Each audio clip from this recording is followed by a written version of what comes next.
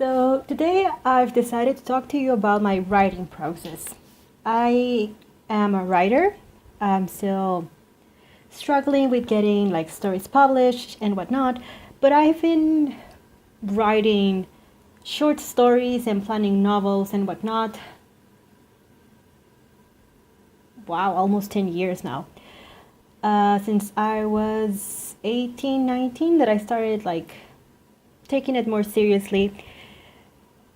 And one thing I've realized is that people often don't discuss what is their writing process. How do you develop a story? How do you begin a story?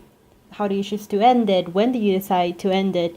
So I decided to talk to you a bit about that because I have a story that I'm about to start writing. Well, not start writing, but rather it's on the final stages of getting finished.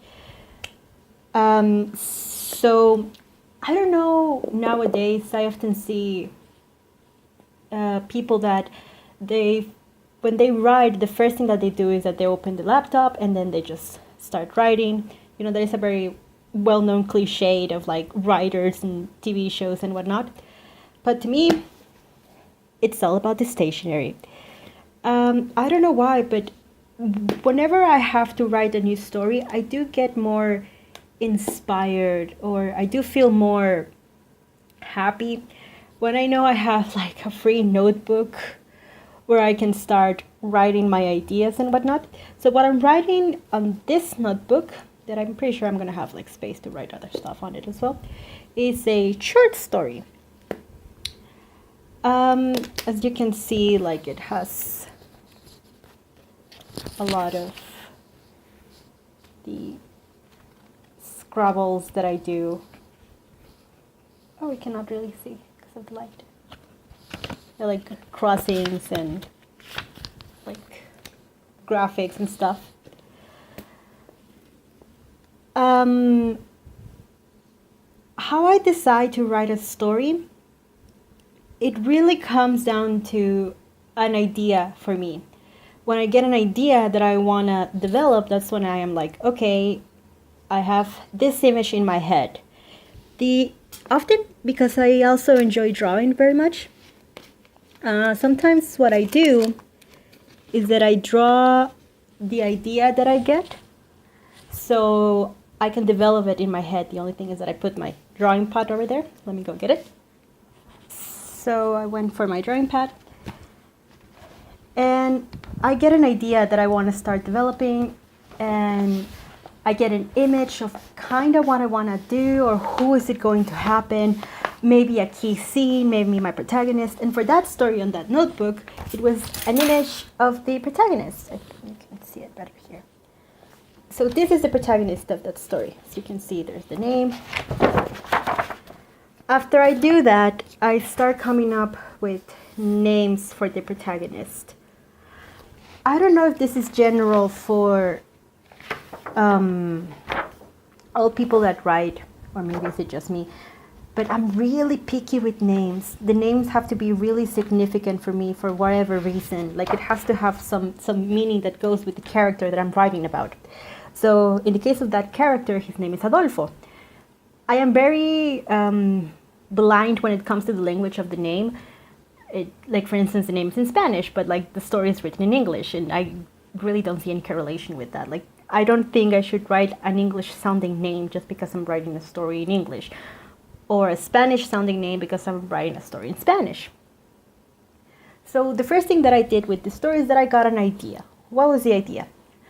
I have always loved vampires, and I know it's like a dead genre at this point, thanks Stephanie Meyer, but I still couldn't bear the idea that I would never write something that had to do with vampires just because it's buried, because everyone is like super over the whole vampire thing.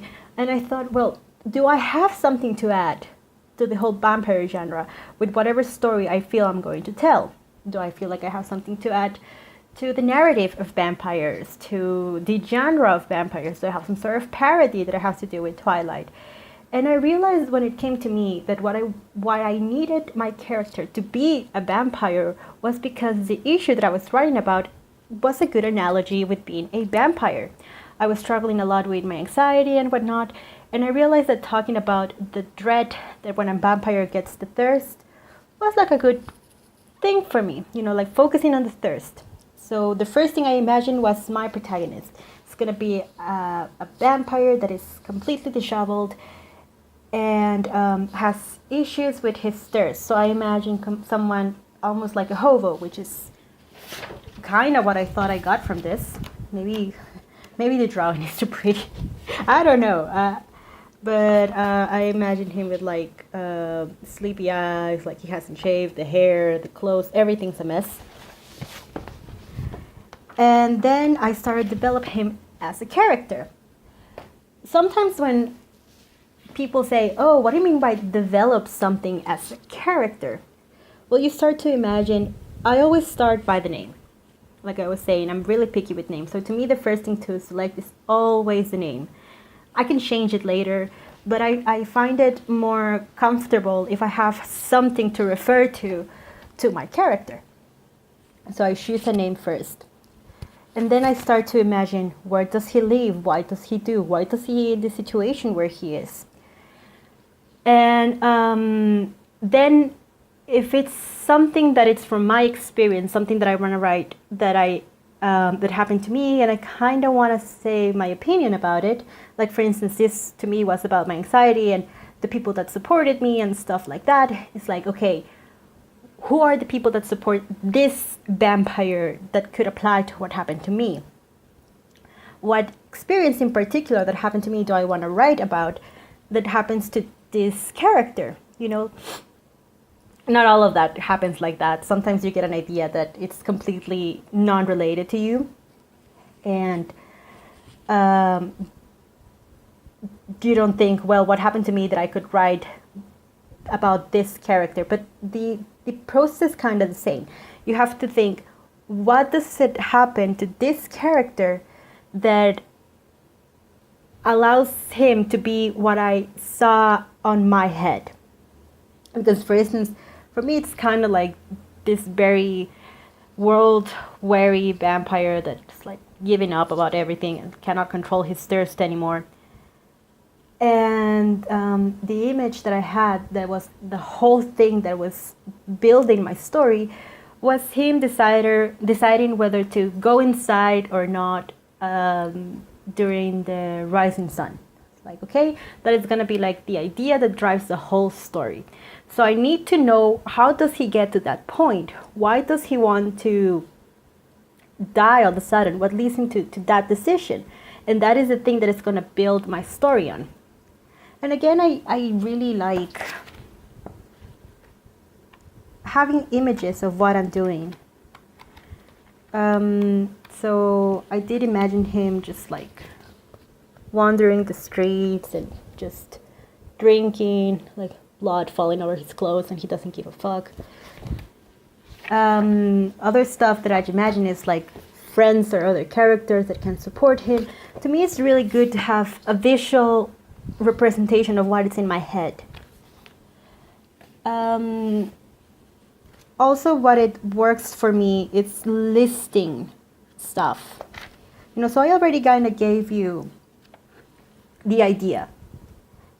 I want this thing to be my first focus. I want him deciding whether or not he should survive is my main focus. I have my main character, and he has friends, and he's a vampire. Blah, blah, blah. Okay, that is the elements that I want to work with. But how do I tie them into a story?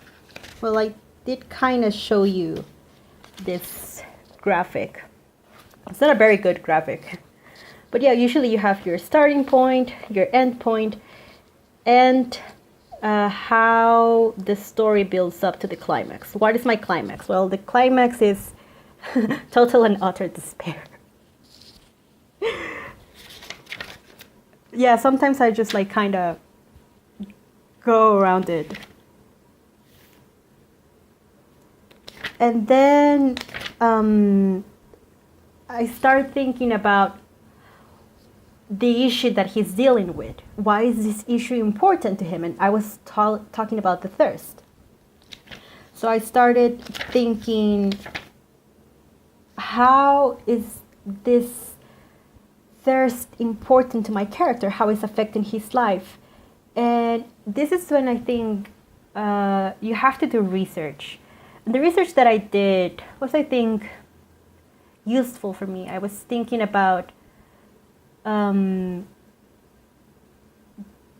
blood poisoning, because I was thinking, well, maybe he's drinking too much blood, that the point that is like affecting him, or maybe he's like not drinking enough blood to the point that he's weak. And you have to research how much of reality you want to put into it, or what are the rules that you're gonna abide your story to. Especially when you're dealing with creatures like vampires, you really want to know what you're doing with them. After that, it's really good to go, the good usual way, which is to break your story into three parts, the beginning, the middle, and the end.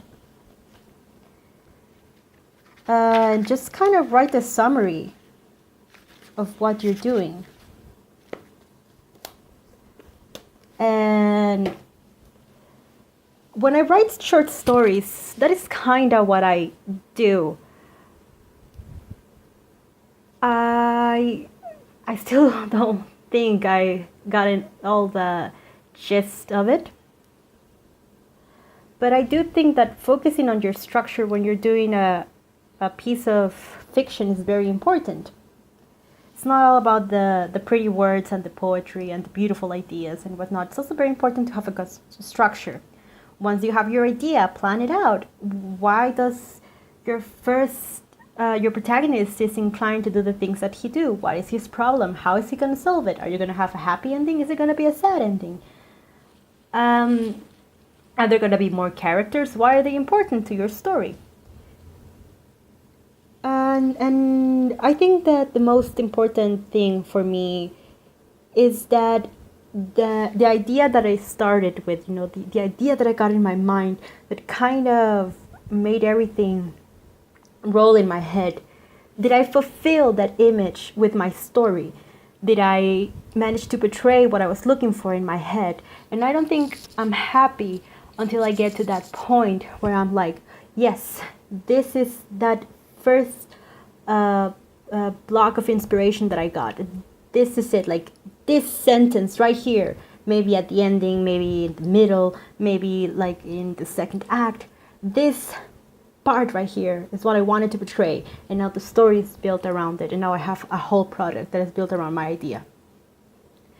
So yeah. I'm still working on this, but now that I told you a bit about my writing process, a bit about it, like it was just very improvised. Do you guys create anything? And if you create it, how do you create it? What's your first idea, and what is the process that you go through? And I guess you kind of have to do this thing here where you're like, give it a like and subscribe. This is really awkward. I don't know how people do it. Guys, how do you do it? People of YouTube, how do you do it? How do you just go like, click like and subscribe? Here? I guess I'll get used to it. But yeah,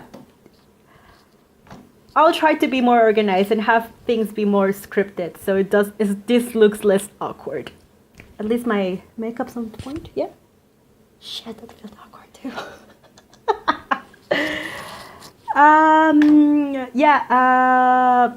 So September is a really great month here in Mexico because we celebrate the independence.